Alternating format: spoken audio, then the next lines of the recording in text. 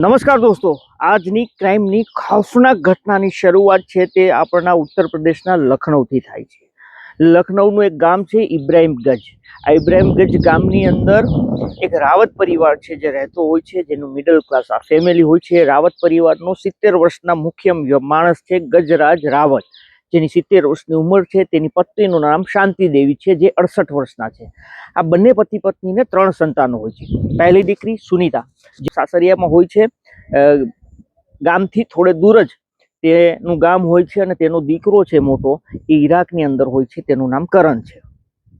આ સિવાય આ શાંતિ દેવી અને ગજરાજ રાવતને બીજા નંબરનો દીકરો હોય છે મુન્નુલાલ, જે માનસિક અસ્થિર હોય છે, અને ત્રીજા નંબરનો દીકરો હોય છે મનોજ, જેની ઉંમર 28 વર્ષની હોય છે. તેના લગ્ન થઈ ચૂક્યા હોય છે. તેની પત્નીનું નામ શાલિની છે અને તે 26 વર્ષની છે. આ બંનેને એક દીકરો છે જે 3 વર્ષનો છે. તો આ એ પરિવાર છે. અને આ સિવાય આ સમગ્ર ઘટનાની અંદર એક વધુ નામ એન્ટર થવાનું છે આગળ, જેનું નામ સતીશ છે, જે આ મનોજના મોટા બાપાનો દીકરો હોય છે. તો આ સુખી સંપન્ન પરિવાર છે તે રહેતો હોય છે. મુખ્ય માણસ ગજરાજ રાવત છે તે શાકભાજી વેચવાનું કામ કરતો હોય છે. મનોજ છે તે ખેતી કરતો હોય છે. તો આ રીતે એનો પરિવાર ચાલતો હોય છે. 4 એપ્રિલ 2026 એ દિવસ આવે છે. ત્યારે આ લોકો રાત્રિના સમયે તમામ લોકો ભોજન કરીને સૂઈ જાય છે, પરંતુ શાંતિ દેવીને અચાનક 9 વાગ્યાની આસપાસ પેટમાં દુખાવો થાય છે, અને તે પોતાની વહુ છે શાલિની, એ દોડીને આવે છે અને મનોજને બોલાવે છે, તેના ઘરવાળાને, કે મમ્મીને કંઈક થઈ ગયું છે, પેટમાં દુખે છે. નજીકમાં મેડિકલ હોય છે, ત્યાં એ દોડીને જાય છે, કારણ કે રાત્રિના સમયે ત્યાં ક્લિનિક દૂર હોય છે. મેડિકલથી દવા આપે છે, પરંતુ ફેર નથી પડતો. ઉલટીઓ શરૂ થઈ જાય છે. આખરે તેને હોસ્પિટલ ખસેડવા જ પડે એમ છે, પરંતુ હોસ્પિટલ થોડું દૂર હોય છે, મતલબ કે ક્લિનિક નાની એવું. હવે આ જે શાલિની છે તે પોતાના ઘરવાળાને કહે છે કે ગાડી ક્યાંથી લાવવી, કઈ રીતે પહોંચાડવા. આપણના સુનિતા બેન છે નજીકના ગામમાં, તેને ફોન કરો, તેનો ત્યાંથી ગાડી મંગાવી લે. એની પાસે ગાડી હોય છે. તેથી તેનો દીકરો કરણ છે તે ગાડી લઈને આવે છે. શાંતિ દેવીને હોસ્પિટલ ક્લિનિક લઈ જવામાં આવે છે. ત્યાં સારવાર શરૂ થાય છે. ગ્લુકોઝના બાટલા આપવામાં આવે છે. અન્ય સારવાર શરૂ થાય છે. રાહત મળે છે. ઉલટી બંધ થઈ જાય છે. પરંતુ 2 વાગે ફરી વખત ડોક્ટર ચેક કરે છે, તો શાંતિ દેવીની તબિયત છે તે ખૂબ બગડી ચૂકી હોય છે. એને હોસ્પિટલ લઈને આ જે કરણ અને મનોજ છે તે લઈને આવ્યા હોય છે. ડોક્ટર કહે છે કે હવે આગળ લઈ જવા પડશે. ત્યાં સુધીમાં કરણ જતો રહ્યો હતો, શાલિની આવી ચૂકી હતી. હવે અહીંયાથી આગળ લઈ જવા ક્યાં, કારણ કે હોસ્પિટલ ખૂબ દૂર હતું, 25 કિલોમીટર દૂર. આખરે એક પ્રભાસ હોસ્પિટલ છે, ત્યાં રાત્રિના 2 વાગે લઈ જવામાં આવે છે. ત્યાં ડોક્ટરો છે તેને મૃત જાહેર કરે છે.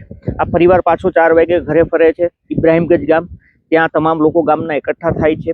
સવારે દફનાવાના હોય છે. એ લોકોમાં રીત રિવાજ છે કે દફન કરવામાં આવે, જેથી કરીને તેને દફનાવાના હોય છે. ડૉક્ટરે કીધું હોય છે કે કશું ખાવામાં આવી ગયું હોય છે, જેના કારણે પેટમાં દુખાવો, ફૂડ પોઈઝન જેવું હોય છે. આખરે સવારે દફનાવી દે છે. પરંતુ મનોજને આ ડૉક્ટરની વાત છે તે મનમાં ફરતી રહેતી હોય છે. તેને રાત્રિના સમયે જ્યારે તેની મમ્મી શાંતિ દેવી ભોજન કરતા હતા ત્યારે કીધું હતું કે રોટલી છે તેને કડવી લાગે છે, કંઈક વિચિત્ર લાગે છે. એ વાત એના મગજમાં હતી. તેણે 1.5 રોટલી ખાધી હતી રાત્રે, અને તે પોતાની પત્ની શાલિનીને કહે છે કે અડધી રોટલી માજીએ ખાધી, 1.5 એમાં અડધી વધી ક્યાં છે. એ કહે છે કે એ તો બહાર મેં ફેંકી દીધી છે રોડ ઉપર. મનોજ એ રોટલી શોધવા જાય છે, મળતી નથી. એને એવું લાગે છે કે ગાય અથવા તો રખડું શ્વાન છે એ રોટલી લઈ ગયા છે. પરંતુ જે રીતે ઘરની નજીક આવે છે ત્યાં કચરો પડ્યો હોય છે. ત્યાં એને પ્લાસ્ટિકની થેલી જોવા મળે છે. થેલી જોઈ છે તો તેની અંદર એક રોટલી હોય છે ને એક દવાની બોટલ જેવું હોય છે, જેના કારણે તેને એવું થાય છે કે રોટલી છે અડધી, અને દવાની બોટલ અને કોથળીમાં પેક કરેલું સમજાતું નથી. પોતાની પત્નીને પૂછે છે તો એ જવાબ એવો આપે છે કે તેને ખ્યાલ નથી, એને તો ફેંકી દીધું હતું, કોણે ત્યાં કઈ રીતે કર્યું એ મને કશું ખબર નથી. આખરે મનોજ તેને ખૂબ પૂછે છે, પરંતુ આ જ જવાબ મળે છે. સવારે તે પંચાયતમાં વાત કરે છે. ત્યાં પટેલોનું રાજ છે, મતલબ કે પંચો હોય છે. પંચો પણ ભેગા થાય છે આ લોકોના ઘરે. બીજી તરફ આ શાલિનીને પંચો પણ પૂછે છે, પરંતુ શાલિની બોલવા તૈયાર નહોતી. એટલું જ કહેતી હતી કે તેને કશી જ ખબર નથી. પરંતુ આ જ્યારે પંચો ભેગા થયા હોય છે એ ઘરે, ત્યારે સતીશ હોય છે, મનોજના મોટા બાપાનો દીકરો, જેની નાની ઉંમર છે.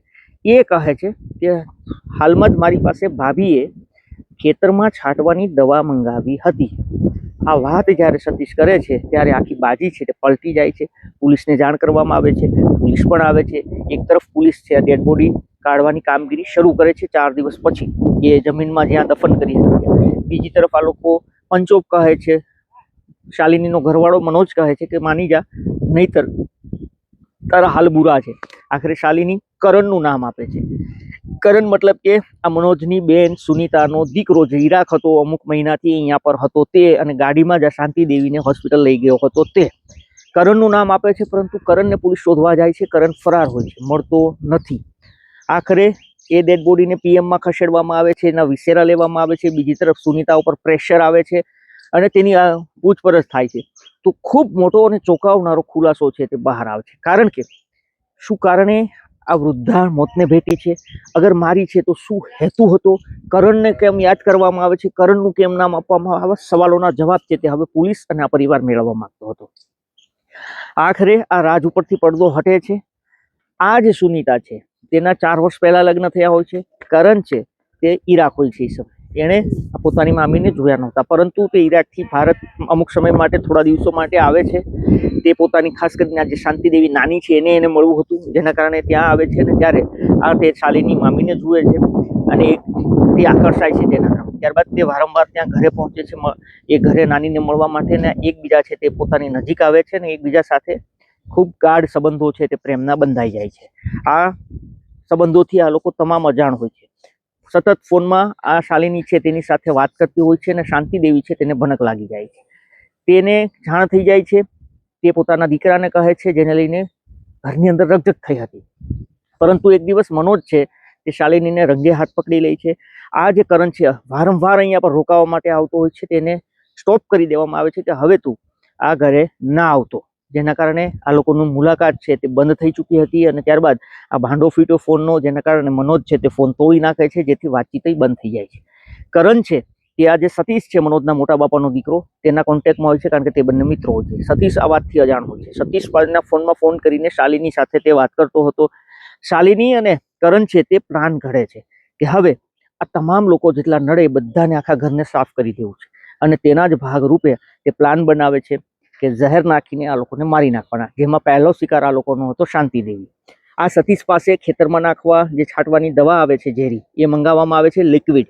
10 દિવસ મોતના થાય એ પહેલા, 10 દિવસ પહેલા એ ચામાં નાખીને શાંતિ દેવીને 10 દિવસ પહેલા આપે છે. પરંતુ શાંતિ દેવી ચા નથી પીતી, જેના કારણે એ બચી જાય છે. પરંતુ 10 દિવસ બાદ તે ફરી 200 રૂપિયા સતીશને આપે છે ને ખેતરમાં નાખવાની એ જ દવા હવે પાવડર ફોર્મમાં મંગાવે છે, મતલબ પાવડર આવે છે તે, અને રોટલીમાં મિક્સ કરી દે છે. ધીમે ધીમે શાંતિ દેવીને મારવાની હતી, પરંતુ આ શાલિની છે તેને એક સાથે જ તેને મારવાનું નક્કી કર્યું અને તેના ખાવામાં ઝેર નાખી દે છે. તે મોતને ભેટે છે. હવે પછી એક બધાનો વારો હતો, પરંતુ આ ભાંડો તેનો ફૂટી ગયો છે. આખરે પોલીસ છે તે કરણને દબોચી લે છે. આ જે મહિલા છે શાલિની, તેને પણ પકડી લે છે અને જેલના હવાલે કરે છે.